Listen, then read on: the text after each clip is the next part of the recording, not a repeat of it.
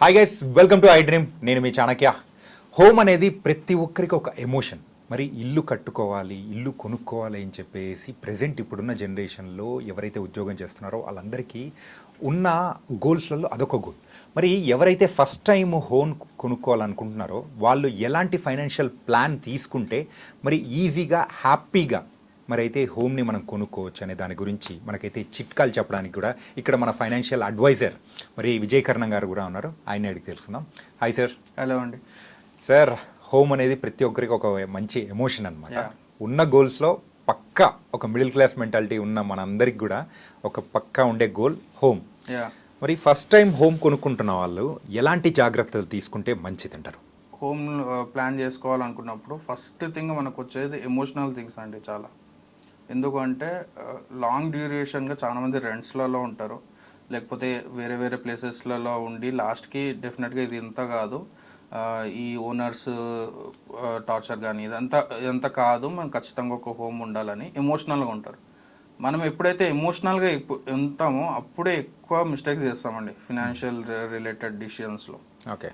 ఎప్పుడైతే ఎమోషనల్గా ఎక్కువ స్ట్రెస్ తీసుకుంటామంటే ఇట్లా కాదు, ఇదంతా కాదు, మనం చేయాలి, ఏదో ఒకటి చేయాలి అని చెప్పేసి అన్ని తప్పులే చేస్తుంటాం. 99% తప్పులు చేస్తుంటాము. ఒక 1% మాత్రం కొంచెం అవేర్నెస్ ఉన్న వాళ్ళు మాత్రం బయటపడుతుంటారు వీటిలో. First thing. ఇక్కడ సెకండ్ థింగ్ వచ్చేసి హోమ్ తీసుకునే వాళ్ళు రెండు మూడు కేటగిరీస్ డివైడ్ చేసుకోవచ్చు. First thing, salaried employees. Salaried employees home plan చేయడం ఒక పద్ధతి మీద ఉంటుంది, బిజినెస్ వాళ్ళు చేసేది ఒక పద్ధతి మీద ఉంటుంది, వేరే వాళ్ళది ఇంకోటి. అంటే ప్రొఫెషనల్స్ ఉంటారు వాళ్ళు, అంటే సిఎస్ కానీ డాక్టర్స్ కానీ ఇట్లా, అంటే వాళ్ళు బిజినెస్ కాదు ఇట్లా అని జాబ్ కాదు, వాళ్ళది సపరేట్ కేటగిరీ కింద మనం కన్సిడర్ చేసుకోవచ్చు వాళ్ళని. ఎందుకంటే వాళ్ళు హై నెట్, అంటే వాళ్ళు హై ఇన్కమ్ ఉంటుంది, అట్లని కంప్లీట్ బిజినెస్లో కూడా ఉంటారు వాళ్ళు. సో శాలరీడ్ ఎంప్లాయీస్కి మనం తీసుకుంటే, మనము శాలరీడ్ వాళ్ళు first thing home as an ఇన్వెస్ట్మెంట్గా చూస్తారు. దట్స్ మనం లాస్ట్ వీడియోలో కూడా తెలుసుకున్నాము. హోమ్ అనేది ఇన్వెస్ట్మెంట్ కాదు. ఫస్ట్ హోమ్ అసలుకే కాదు. సెకండ్ హోమ్ రెంటల్ ఇన్కమ్ అదంతా క్యాలిక్యులేట్ చేసుకుంటారు, కానీ ఫస్ట్ హోమ్ అయితే అసలు ఇన్వెస్ట్మెంటే కాదు. ఇది ఎప్పుడు ప్లాన్ చేసుకోవాలి? ఇప్పుడు సపోజ్ మొన్న రీసెంట్గా ఒక క్లయింట్ వచ్చారు, అతనికి చాలా చిన్న ఏజ్, అసలు యాక్చువల్ 25 years ఏజ్. అతను ఏమంటున్నాడంటే ఇమీడియట్గా చేసేసుకోవాలి, ఇమీడియట్గా నేను హోమ్ తీసేసుకోవాలి. ఎందుకు అంటే మ్యారేజ్ రిలేటెడ్ దాంట్లో తీసుకోవాలనేసి అంటున్నాను. నేను అన్నాను, 25 yearsకి నువ్వు హోమ్ తీసుకుంటున్నావు, ఇప్పుడైతే అంతా బాగానే ఉంది. అతనికి 1.2 lakhs ఇన్కమ్ ఉంది, అంటే salary 1.2 lakhs per month income ఉంది, అంతా బాగానే ఉంది. రేపు పొద్దున్న నీకు కొంచెం జాబ్లో కొంచెం డిస్టర్బెన్స్ వచ్చినా నువ్వు దీన్ని తట్టుకోగలవా అంటే, అతను ఏమంటున్నాడు, మా ఫాదర్ కూడా ఇంకా వర్కింగ్గా ఉన్నారు, అతను కూడా ఇంకా మరీ అంత ఇది, అతను కూడా బిజినెస్ ఉంది, వర్క్ అవుతుంది, అతనికి ఓకే. కానీ వేరే పర్సన్స్కి ఫాదర్ వాళ్ళ ఇన్కమ్ లేనప్పుడు కొంచెం డిస్టర్బెన్స్ వచ్చినా కానీ వాళ్ళు హ్యాండిల్ చేయలేరు.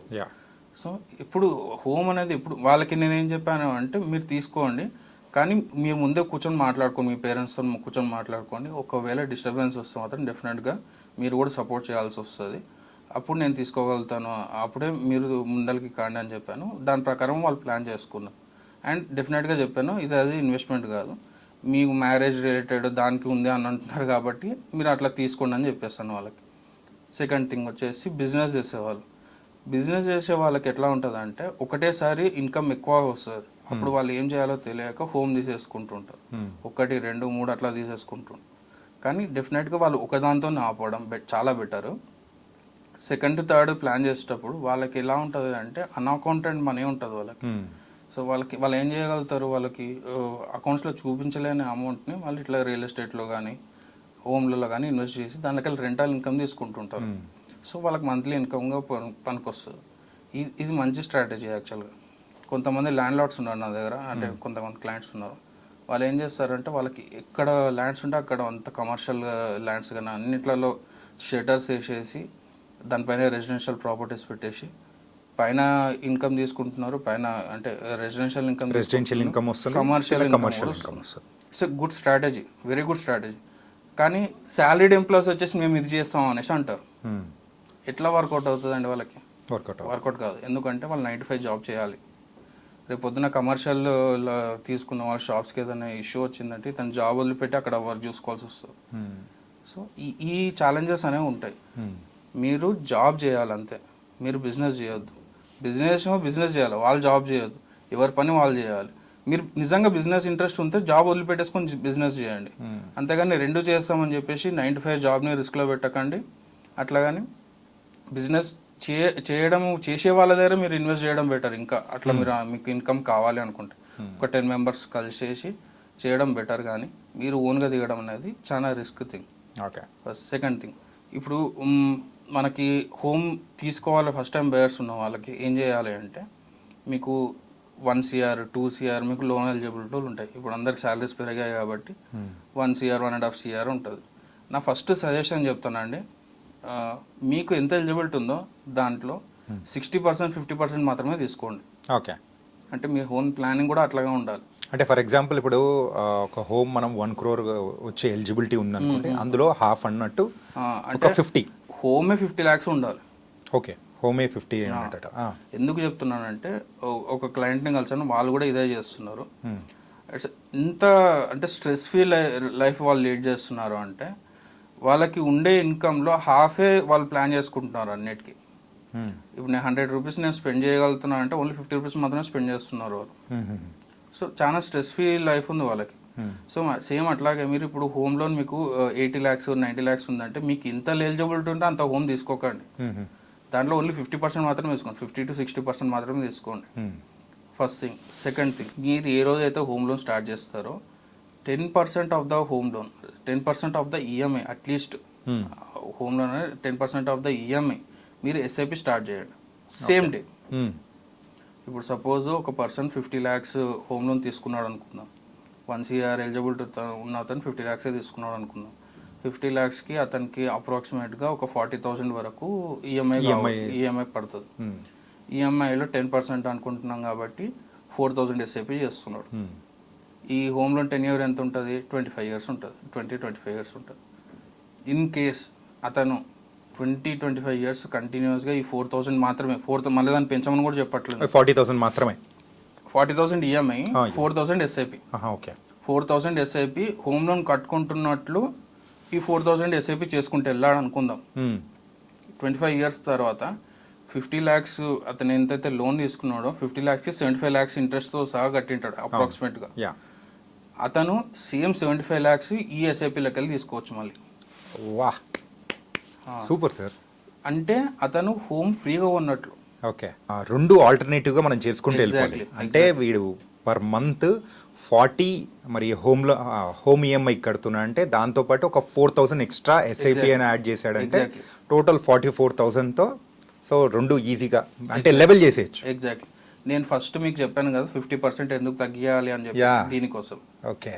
మీరు 1 crore ఎలిజిబిలిటీ ఉంది అని చెప్పేసి 1 crore తీసుకున్నారు అనుకోండి, మీకు ఈఎంఐ 80,000 అవుతుంది.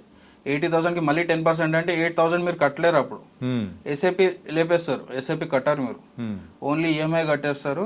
25 years తర్వాత మీ హోమ్ మీ పేరు మీదకి వస్తుంది. అప్పుడు దాని వాల్యూ ఎంత ఉంటుంది అనేది ఎవరైనా చెప్పలేము. అది ఓకే, అది సెకండరీ.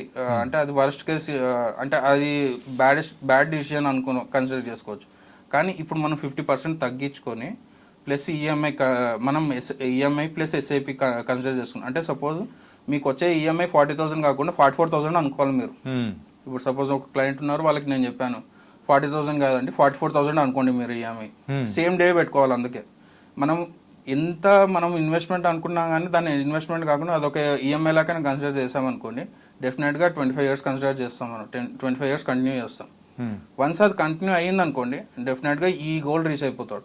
ఆ అమౌంట్ వచ్చిన అమౌంట్ ఉంటుంది కదా, దాంతో మళ్ళీ మీరు ఇంకో ఇల్లు కొనుక్కోవచ్చు, లేకపోతే అది మళ్ళీ వేరే ఇన్వెస్ట్మెంట్ అని మీరు చేసుకోవచ్చు.